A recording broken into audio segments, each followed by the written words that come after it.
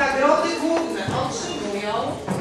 Mam zaszczyt poinformować Państwa, że nagrodę główną 7. Olimpijskiego Integracyjnego Przeglądu Widowisk Jasełkowych Rybnik 2012 otrzymało Gimnazjum im. Adama Mickiewicza w Jejkowicach.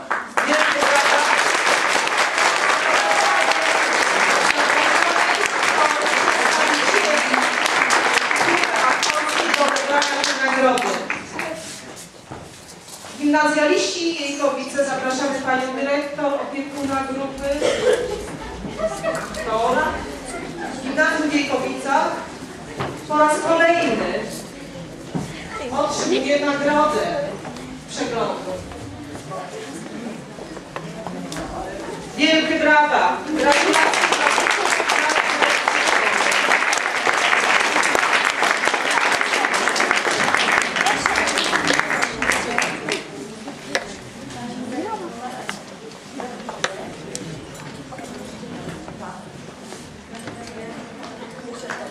Jeszcze raz wielkie